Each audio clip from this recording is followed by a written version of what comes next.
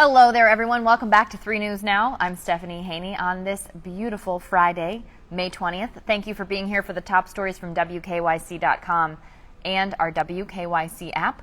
Here on 3 News Now, we tell you the stories that matter most to you because these are the stories that you are clicking on, reading, and sharing from our website and from our app. And we start off with a disturbing realization from experts in the political space, and this is something that is tied to the Buffalo shooting. Now, we talked about that Buffalo shooting. You know, it happened over the weekend where an 18-year-old white man targeted a grocery store in a black community and killed 10 people, injuring several others.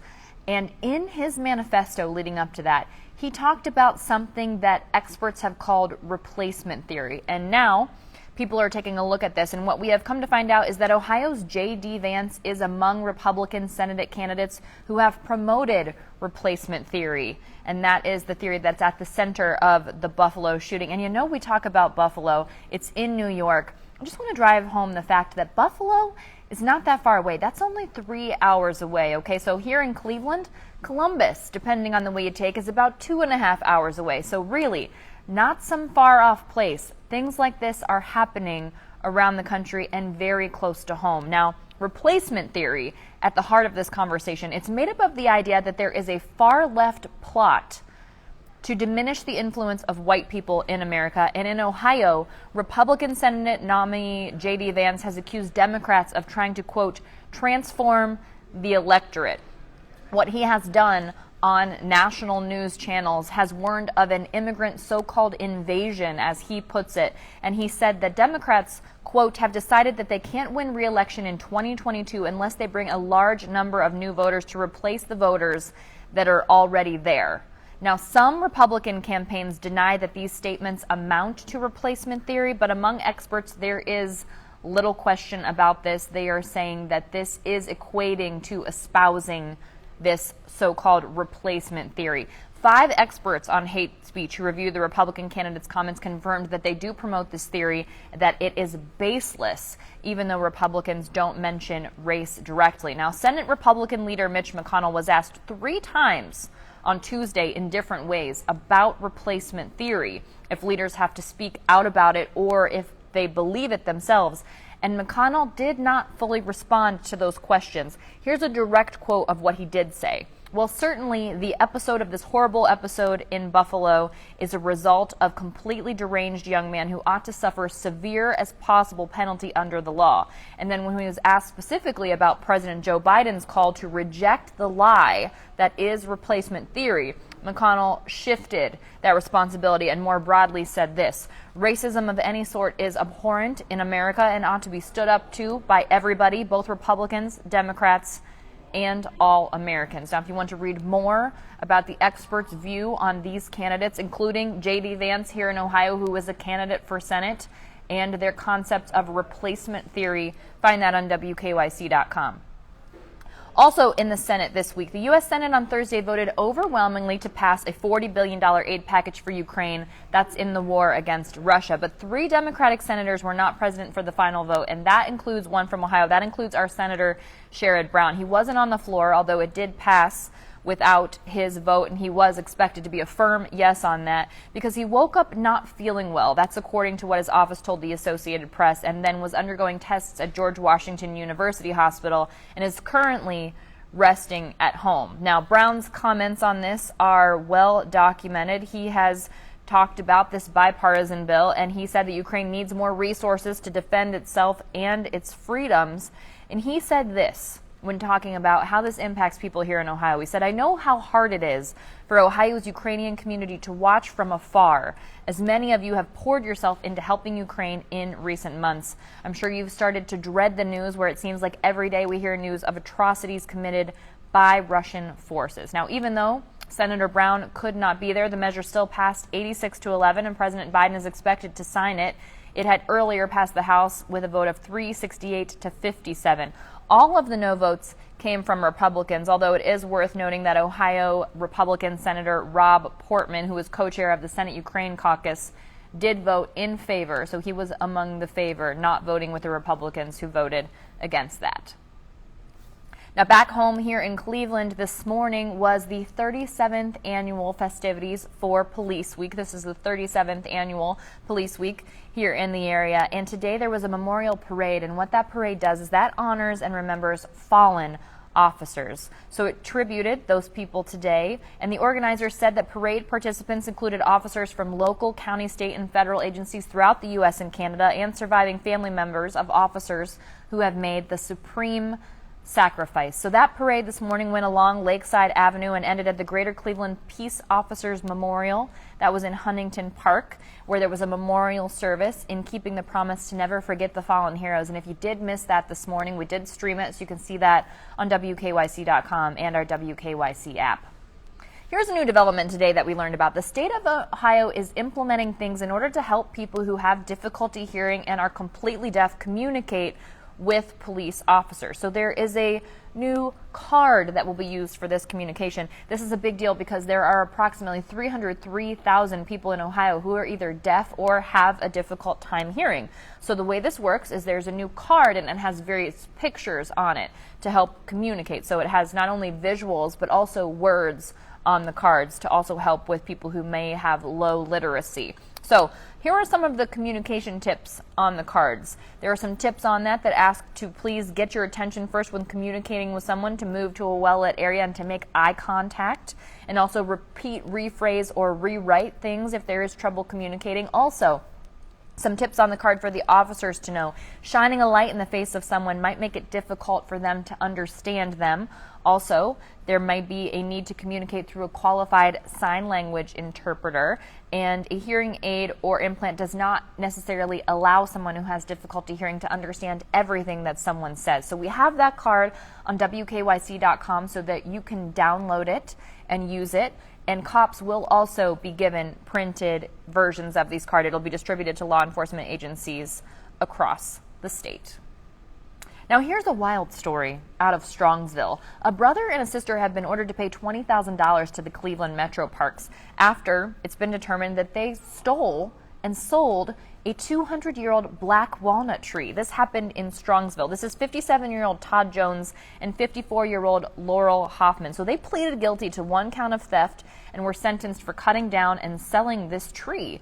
And they will also have to pay the Cleveland Metro Parks $20,000, but they've got a suspended sentence as well of 6 months. So what that means is if they get in trouble again, they'll have to serve that 6-month sentence. Now, if they don't get in trouble again, they won't have to serve that 6-month sentence in jail. But here's what we know. Sometime between September 17th and September 23rd, the two of them contracted a company to remove this tree. It was located over 7 feet from the property line on Royalton Road and Valley Parkway in Strongsville, and they agreed to sell the company the wood for $2,000. The wood was then sold to a sawmill in Geauga County. Now, my question is, I don't know what the going rate is for a chopped down tree and selling that wood, but I know oftentimes you got to pay people to take your debris away and not necessarily sell it to them. I do know that. And what I'm wondering here is what kind of liability that company has that cut down that tree, because an investigation by the Cleveland Metro Parks Police Department showed that the tree was worth over $28,000.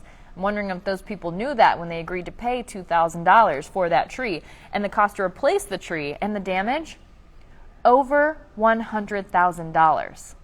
Over $100,000 to replace that damage. Absolutely wild.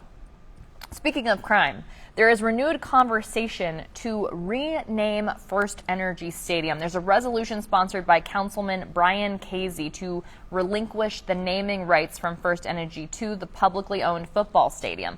That's on the agenda for the City Council's May 23rd meeting. The resolution says that the stadium's name unintentionally implies community support for a criminal enterprise. And if you're not up to speed on what's happening here, remember Larry Householder in the Ohio House. He was removed from the House because of being tied to House Bill 6, which ended up being shown to be a bribery scandal with involving FirstEnergy Stadium. Now, it's not the first push from this. In 2021, 2 local state representatives sent a letter to the Browns owners Dee and Jimmy Haslam, as well as then Mayor Frank Jackson, trying to get the Browns to stop associating with FirstEnergy and remove the company's name and logo from the stadium. So we'll keep an eye on that, and we'll see what happens at that May 23rd council meeting. Speaking of the Browns, an NFL insider on Twitter Spaces last night said that Jarvis Landry kind of turned down an opportunity to return to the Cleveland Browns. You know, he did find a new home. That'll be in New Orleans with the Saints. And now we've got a little more insight into what happened. It was on a Twitter Spaces with pchops with a Z _. That's a popular Twitter account on Thursday. And it was Ian Rappaport of the NFL Network talking about the breakup between the Browns and Landry. And he said that it was his understanding that Jarvis had the opportunity to return to the Browns on a lower salary. You know, the issue was he was supposed to have a $16 million salary this year, and the Browns said, we're not going to pay that. So what they ended up doing was they let him explore that free agent market. But what Rappaport was saying is that he basically asked to be cut, and if he had hung around, the deal could have turned into a one-year pay cut deal, which is what he ended up with the Saints. He has a one-year pay cut deal with the Saints. It's a guaranteed money deal for a smaller portion, and then he has the opportunity to make, I think, around $6 million with incentives.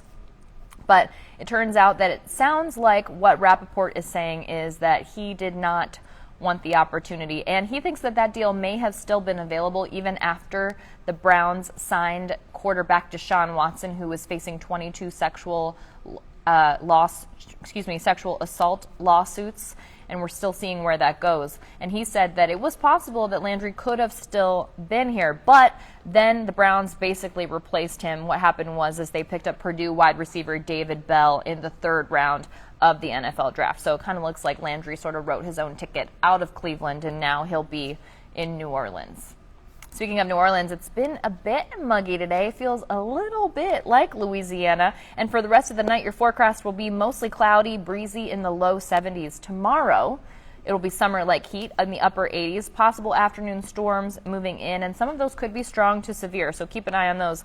On Sunday, it's expected to be mostly cloudy with scattered showers likely, and a bit cooler in the mid-70s. Now, despite those rising temperatures, though, think about it before you jump in Lake Erie, and here's why. Our meteorology team says that the lake is sitting around 56 degrees, and that's still very cold, and that means there's a risk of hypothermia. That's according to the U.S. Coast Guard. And the Cleveland Metro Parks, by the way, they'll have 6 guarded swim areas. That means lifeguards after Memorial Day, but right now there's nobody looking out for swimmers, so maybe pump the brakes before you want to jump in to Lake Erie. But if you are looking to move downtown, there's a new place that you can check out. It's called 75 Public Square. It's a rehabbed building. It's 15 stories tall, and it's next to the Old Stone Church, which is an absolutely beautiful building in the Public Square area. And our Carl Bachtel got a first look at this renovated apartment complex. It is nice, y'all. It looks very, very nice. There are 114 residential apartments in there. There's original marble walls when you come in the entryway. The basement has a rec room, a fitness center, an indoor dog park with a bathing station. Can I just tell you, when I was living downtown with Mr. Harry Winston, rest his soul, an indoor pet station? Yes, please, sign me up. So if you are interested in potentially moving downtown, something to take a look at. And they have a free pint of beer at their beer station. They limit that one per day. I think there's a card access thing. That's also something that's kind of trendy. When I was looking at different apartments downtown, there were certain places that were offering that. They had a sort of recreation room that had some beer taps. This renovation, $43 million. So you know it's going to be nice. It's the Millennia Companies, and they use state and federal tax credits to restore and preserve this building. It's a 108-year-old building. So a little mix of new, a little mix of old, something to check out. What we do know is that the rents start just under $1,200 a month, which kind of the going rate for downtown living. If you're interested, check it out. We have the links on WKYC.com. Now, let's take a look into the future. Are you guys familiar with this Five Nights at Freddy's? It's a horror video game. I think that my nephews play it. That's where I know I've heard of it. Well, they are having a Halloween weekend event Friday, October 28th through Monday, October 31st. They're not having it, but it's a haunted space that is themed after Five Nights at Freddy's, and this will be in Medina.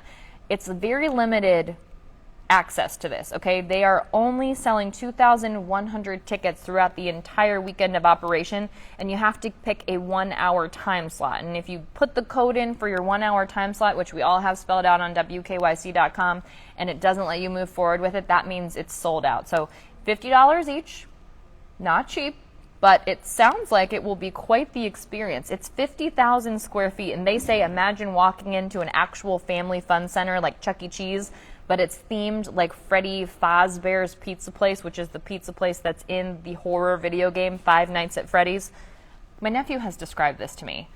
It sounds terrifying, the video game. So I have no doubt if you are looking for a fun haunted experience, if you enjoy that kind of thing, that this might be the thing for you. It's on WKYC.com, so make sure you check it out if you're interested in that. The tickets went on sale today. And looking way in the future, our 3 News contributor Danny Cunningham has listed out 3 things that the Cleveland Cavaliers need to do to become contenders for the NBA playoffs next season. I know we are still in the NBA playoffs, so this is a big, big look ahead. The Cavs finished 7th in the Eastern Conference this year. They were 44-38. They lost most of their play-in games, so they didn't make it to the playoffs. Here's a fact for you. The Cavs are the first 44-win team to miss the playoffs in the Eastern Conference since the Boston Celtics in the 1970-1971 season. Not exactly a fun fact, but it's definitely a fact. So if they are looking at getting to the playoffs next season, here is one of the things that Danny Cunningham says they need to look at. They need to look at pieces in the backcourt because there was not a good backup for point guard. Ricky Rubio was lost with the torn ACL in December, and that was very noticeable. And then the Cavs got veteran guard Rajon Rondo after Rubio's injury, but then he was in and out of the lineup because of his own injuries. Now he's thinking maybe the Cavs will see that need disappear if Colin Sexton returns and embraces that sort of fill-in role, or maybe LeVert can stay healthy and help in that space too. And a combination of that might be good enough for the trick, but that's what the Cavs need to do. One of the 3 things they need to do. They need to shore up that backcourt if they want to have a solid run at the playoffs next season. Either way, great run. Great unexpected run by the Cavaliers this season. Looking good. It's looking good for the years ahead, folks. All right, that's it for your 3 News Now update today for Friday, May 20th. We got some cooler weather. We got some rain. We got some sunshine. A lot of mix in the forecast, so hopefully you all will have a nice weekend. And I will see you back here tomorrow. Not tomorrow. On Monday with more 3 News Now.